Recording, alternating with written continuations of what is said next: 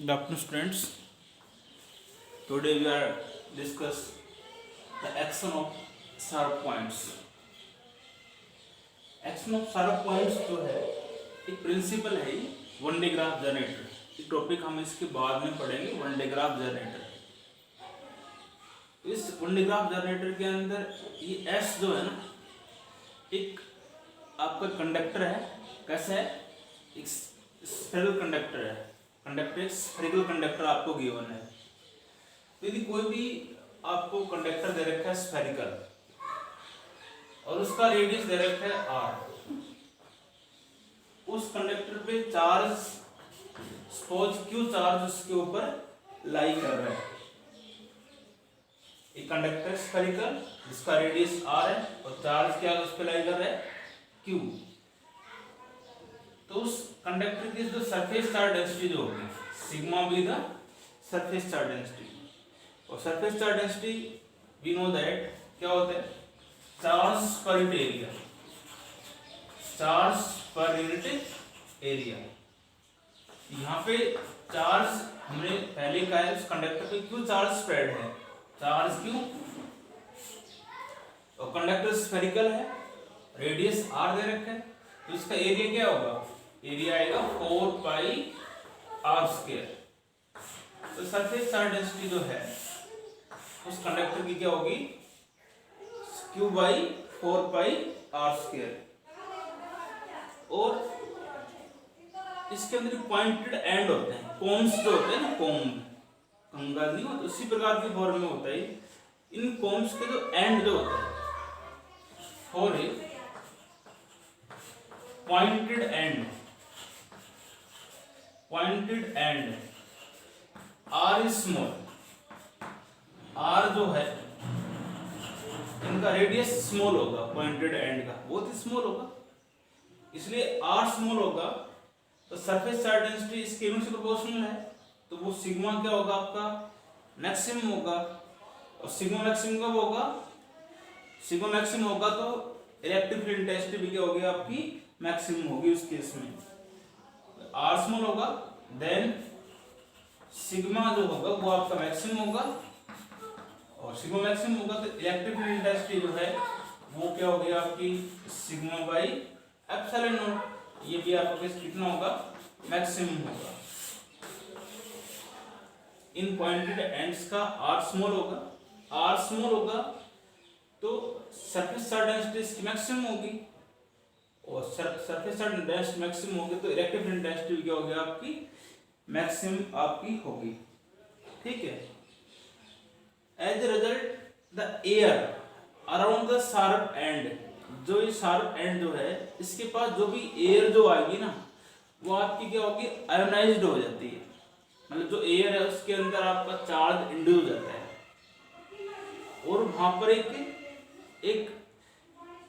कह सकते हो आप एक शार्प एक लाइट से प्रोड्यूस होती है. ठीक. एंड ब्लूइश ग्लो कह सकते हो ब्लू टाइप में ग्लो की लाइट प्रोड्यूस होती है. वो ही आपको कहता है एक कोरोनाइज सीन और इज नोन एज इसको हम बोलते हैं एक्शन ऑफ शार्प पॉइंट्स या फिनोमेना ऑफ कोरोना डिस्चार्ज उसको हम कहते हैं. यही इसके अंदर होता है. एक्शन ऑफ शार्प पॉइंट्स मतलब ये होता है कोई भी कंडक्टर है मान लो स्फेरिकल है और उसका रेडियस r है उस पर चार्ज q है तो सरफेस चार्ज डेंसिटी आपकी होती है चार्ज पर एरिया. और चार्ज एरिया कंडक्टर स्फेरिकल है 4 पाई r स्क्वायर. r जितना कम होगा पॉइंटेड एंड का r स्मॉल होगा तो सिग्मा मैक्सिमम होगा. सिग्मा मैक्सिमम होगा तो इलेक्ट्रिक फील्ड इंटेंसिटी मैक्सिमम होगी. As a result the air around the sharp ends become ionized. As a result, a bluish glow called coronized scene. उस case में corona जो है आपके ब्लूइश ग्लो जो होता है उसी को हम बोलते हैं एक्शन ऑफ शार्प पॉइंट्स और फिनोमेना ऑफ कोरोना डिस्चार्ज. ठीक है. ये इसका प्रिंसिपल था. आगे हम इसके बारे में सीधा ले देंगे. इसका प्रिंसिपल ये है जैसे. ठीक है. अब इसका लास्ट टॉपिक आता है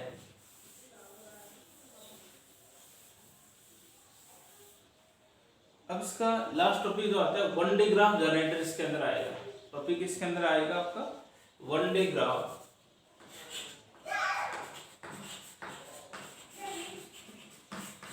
one de graph electrostatics of generator कह सकते हो आप इसको। One de graph electrostatic generator,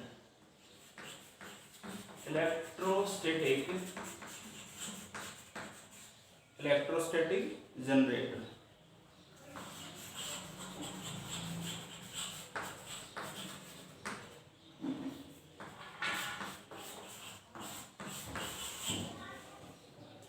one de graph electrostatic of generator. One de graph नाम का साइंटिस्ट था, इन्होंने इसको डिजाइन किया था one de Graaff generator. One de Graaff generator device used for build up potential difference.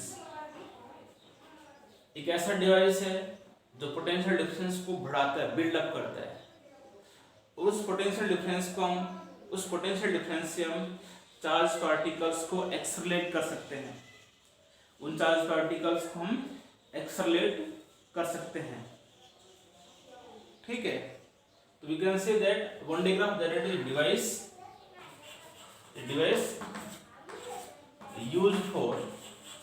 used for build up high potential difference,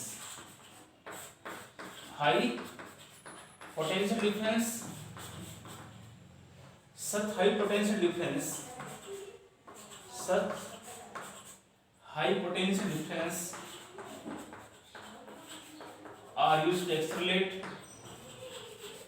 are used to accelerate, the such high potential difference are used to accelerate the charge particles जैसे आपके electrons, protons, ions etcetera. उस potential difference के द्वारा हम charge particles को accelerate कर सकते हैं। ठीक है, आप कह सकते हो वन डे ग्राफ जनरेटर एक ऐसा डिवाइस है जो पोटेंशियल डिफरेंस को बिल्डअप करता है, बढ़ाता है। उस पोटेंशियल डिफरेंस के द्वारा हम चार्ज पार्टिकल्स को एक्सेलरेट कर सकते हैं। 1931 के अंदर वन डे ग्राफ नाम का साइंटिस्ट ने इसको डिजाइन किया था। ठीक है, इसके बाद आता है इसका प्रिंसिपल। थ्योरेटिकल है जो बता रहा हूँ, उसी अकॉर्डिंग आप इसके नोट्स बनाओ। प्रदीप की बुक्स का आप यूज कर सकते हो। It is based on the action of 2 points. Its working is based on, एक तो इसकी वर्किंग जो बेस्ड है तो सीधी सी बात है, जो प्रिंसिपल जो होता है उसी पे इसकी वर्किंग होती है। तो प्रिंसिपल इसके दो है, एक तो होता है action of sharp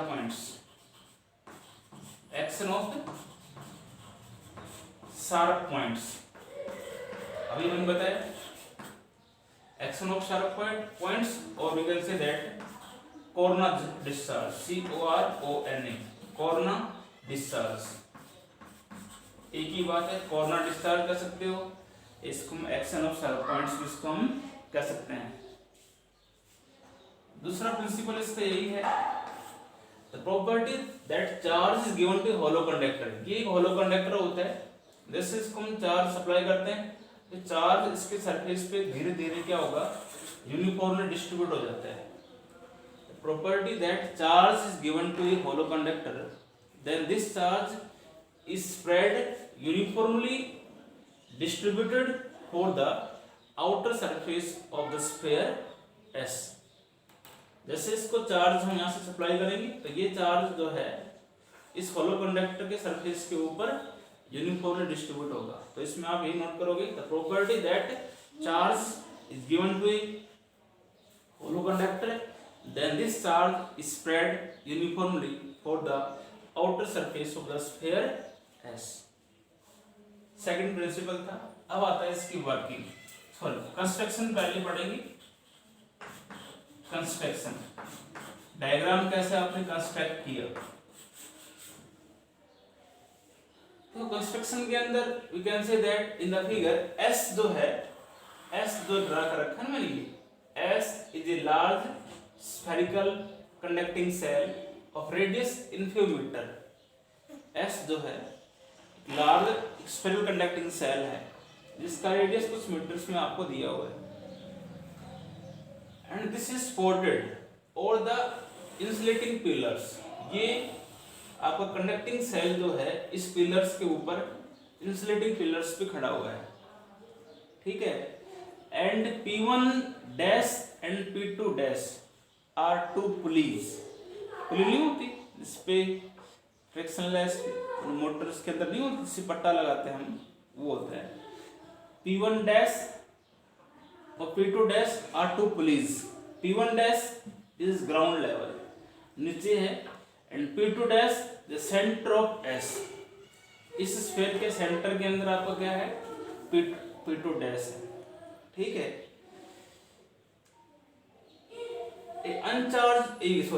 Insulating materials, a belt is made of insulating materials is wound around the two pulleys।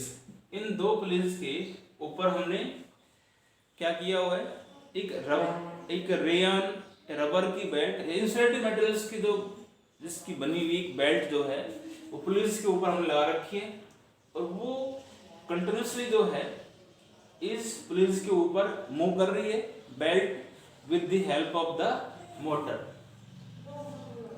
ठीक है। And B1 and B2 are two combs, comb नहीं होता, कंगा जो होता है उसी प्रकार के फॉर्म में होता है। B1 इज कॉल्ड स्प्रे कोम, ये चार्ज को स्प्रे करेगा बेल्ट के ऊपर, ये कोम। B2 कोम चार्ज को कलेक्ट करेगा, कलेक्टिंग कोम इसको हम बोलते हैं, इस spray comb, and B2 is called collecting comb, ठीक है। And whole generator is enclosed in steel chamber C filled with nitrogen so that the charge is minimize leakage, कम से कम चार्ज इससे लीकेज, चार्ज का लीकेज ना हो, उससे बचने के लिए हम नाइट्रोजन जो है स्टील की एक हमने इसके अंदर हमने क्या ले रखी है, नाइट्रोजन मीथेन गैस इसका डालते हैं जिससे चार्ज का कोई लीकेज ना हो, इससे बाहर ना जाए, ठीक है। ये इसमें आप नोट करोगे, शॉर्ट में बता रहा हूं दोबारा। इसके अंदर कंस्ट्रक्शन के अंदर S is a large spherical conducting cell of radius in few meters. This is supported over the insulating pillars P1 and P2, ठीक है। A long belt made of insulating materials is wound around the two pulleys. P1 dash is ground level and P2 dash is the center of the S, ठीक है। And B1 and B2 are two combs. B1 is called spray comb, charge को spray करता है। B2 जो है charge को collect करता है, ठीक है। ये आप इसमें लिखो कंस्ट्रक्शन के अंदर। अब आता है इसकी वर्किंग एंड थ्योरी।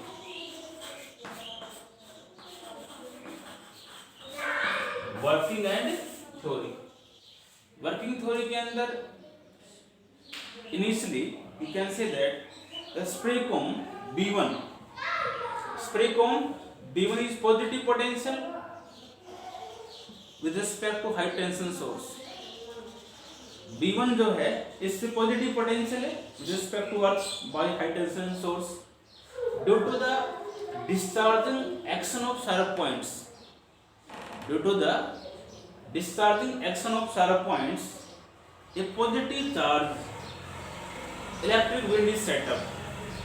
भाई ये जो शार्प एंड्स जो है यहाँ पॉजिटिव चार्ज जो है इसके ऊपर आपका जो एयर जो है इसके पास जो आती है वो इंड्यूस हो जाती है, पॉजिटिव चार्ज इसके ऊपर आपका आता है। This positive charge shift to the belt, इसको स्प्रे कर देगा, ये कॉम जो है इस चार्ज को इस बेल्ट पे स्प्रे कर देगा। बेल्ट इज मूविंग कंटिन्यूसली, तो जो चार्ज आपका इस B2 कॉम के पास आपका आ जाएगा। ये पॉजिटिव चार्ज यहाँ से बेल्ट मूव कर रही है, ठीक है, ऐसे बेल्ट आप दिखा सकते हो, इधर बेल्ट आपकी मूव कर रही है ऐसे, ठीक है। तो बेल्ट जैसे ही इस B2 के पास आती है तो ये चार्ज पॉजिटिव चार्ज आपका यहाँ जाएगा। इंडक्शन के कारण इस कॉम के ऊपर चार्ज नेगेटिव होगा इधर, और सेम चार्ज थोड़ा डिस्टेंस पे दिखाओगे इसे पॉजिटिव से नेगेटिव। जितना ये नेगेटिव चार्ज यहाँ इंड्यूस हुआ है उतना ही पॉजिटिव चार्ज यहाँ पे ये होगा, और this positive charge shift outer surface of the sphere S and the अनचार्ज belt, भाई चार्ज आपका इधर आ गया, अनचार्ज belt returns down and collects the positive charge from B1 and process is repeated। धीरे धीरे फिर ये यहाँ इंडक्शन करना नेगेटिव और सेम पॉजिटिव चार्ज यहाँ आपका डेवलप होगा, पॉजिटिव चार्ज फिर इसके ऊपर। तो धीरे धीरे जो है जो स्फेरिकल कंडक्टर S जो है इसके ऊपर चार्ज आपका बढ़ता हुआ जाएगा, चार्ज बढ़ेगा तो इसका पोटेंशियल भी बढ़ेगा। तो उस केस में जो कैपेसिटेंस जो होगा, capacitance of A spherical shell, capacitance of A spherical shell क्या होगा, C। पीछे बताया था मैंने, कोई भी स्फेरिकल कंडक्टर दे रखा है उसका कैपेसिटेंस आपका होता है 4 pi epsilon not into R। तो इसका पोटेंशियल कितना होगा, तो पोटेंशियल हम जानते हैं V इक्वल टू क्या होता है Q बाई C। अरे ये तो होगा चार्ज Q, हमने कहा Q चार्ज स्प्रेड है, और कैपेसिटेंस इसका कितना आ गया आपका 4 पाई एप्सिलॉन नॉट R। यहां से जितना चार्ज आपका बढ़ेगा उसके कोरस्पॉन्डिंग पोटेंशियल भी क्या होगा आपका उतना ही बढ़ेगा। क्यों, चार्ज बढ़ेगा तो पोटेंशियल बढ़ेगा ही, और R जितना स्मॉल होगा इस कंडक्टर का, जितना R स्मॉल होगा ना उतना ही देयरफॉर V क्या होगा आपका मैक्सिमम होगा, उतना ही इसका पोटेंशियल क्या होगा बढ़ेगा।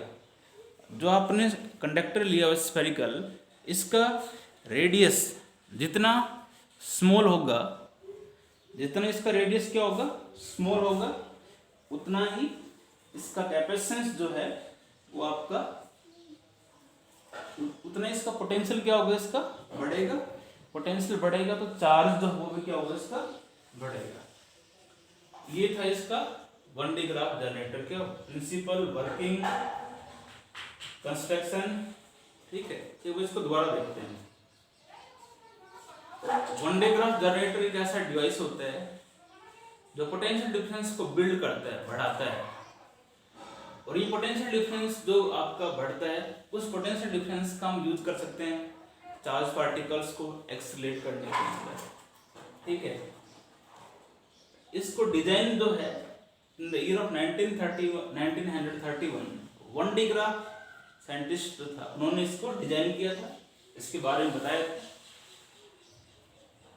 There are two principles, action of sharp points। action of sharp points में ये हुआ, जो ये पॉइंटेड एंड जो है इसके पास जब एयर आती है तो ये एयर इसके बीच में आपके आयोनाइज होगी और यहाँ चार्ज डेवलप होगा, और एक ब्लूइश ग्लो होता है, लाइट डेवलप होती है, वो कोरोना उसको हम बोलते हैं। सेकंड प्रिंसिपल इसका यही है, जैसे इस कंडक्टर को हम जितना चार्ज देंगे ये चार्ज धीरे धीरे इसके सरफेस के ऊपर आपका यूनिफॉर्म डिस्ट्रीब्यूट होता रहता है, तो इसका पोटेंशियल आपका बढ़ जाएगा धीरे धीरे। तो चार्ज जितना इसके ऊपर स्प्रेड होगा उतने पोटेंशियल बढ़ेगा। कंस्ट्रक्शन के अंदर डायग्राम में मेन बात क्या लिया हुआ है, एस जो है ना ये एक स्फेरिकल कंडक्टर आपको दिया हुआ है जिसका रेडियस कुछ मीटर्स के अंदर है, और ये सपोर्टेड किस पे खड़ा हुआ है, इन पिलर्स के ऊपर P1 P2 there are 2 insulating pillars, ठीक है। And a long narrow belt, एक लंबी बेल्ट जो है इंसुलेटिंग मेटल्स की बनी हुई है, ये पुलिस के ऊपर हमने इसको बाउंड किया हुआ है। बेल्ट इज मूविंग, बेल्ट एक मोटर की सहायता से कंटिन्यूसली क्या कर रही है, मूव कर रही है, ठीक है। B1 and B2 are two comb, B1 is spray comb, B2 is collecting comb. मतलब ये कॉम तो चार्ज को स्प्रे करेगा और वो इसको कलेक्ट करेगा, ठीक है। होल जनरेटर को हम इंक्लोज करते हैं स्टील के चैम्बर, स्टील का चैम्बर है सी जो है, जिसके अंदर नाइट्रोजन मीथेन गैस हम डालते हैं, जिस चार्ज का लीकेज न हो, वो चार्ज से बाहर न जाए, इसके लिए हम एक जनरेटर हम इसके अंदर स्टील का चैम्बर हम इसके अंदर डालते हैं, उसके अंदर रखते हैं इसको। वर्किंग थ्योरी के अंदर at an instant the spray comb B1 is positive potential with respect to the high tension source. Discharging action of sharp points के द्वारा यहाँ पे आपका पॉजिटिव चार्ज डेवलप होगा, जो एयर है वो आपकी आयनाइज हो जाती है। ये पॉजिटिव चार्ज जो है ये कॉम इस पे शिफ्ट करता है, बेल्ट मूव कर रही है, ये चार्ज आपका यहाँ आ जाएगा, ठीक है। इंडक्शन के कारण नेगेटिव चार्ज होगा और इसके दूसरे एंड जो है B2 का इधर वाला, इस पे पॉजिटिव चार्ज होगा, जितना नेगेटिव होगा उतना पॉजिटिव चार्ज होगा, और ये पॉजिटिव चार्ज इस होलो कंडक्टर के सरफेस पे यूनिफॉर्म डिस्ट्रीब्यूट होता रहता है। फिर अनचार्ज बेल्ट नीचे आ जाएगी, फिर यहाँ से इसको चार्ज लेगी, ऐसे धीरे धीरे प्रोसेस आपका रिपीट होता जाएगा और इसका चार्ज बढ़ता हो जाएगा तो पोटेंशियल भी इसका बढ़ेगा। ये इसकी वर्किंग है। तो कैपेसिटेंस इस स्फेरिकल सेल का क्या होगा, ये कोई भी कंडक्टर दे रखा है, उसका कैपेसिटेंस के लिए फॉर्मूला यही होता है। और पोटेंशियल निकालना है, पोटेंशियल होता है Q बाई सी, Q और ये जितना R स्मॉल होगा इस कंडक्टर का, रेडियस जितना कम होगा उतना ही B आपका मैक्सिमम होगा, ठीक है। ये कंप्लीट चैप्टर जो है आपका फर्स्ट यूनिट जो है कंप्लीट हो गई इलेक्ट्रोस्टैटिक्स। जिसके न्यूमेरिकल्स और होंगे उसको हम कल करेंगे।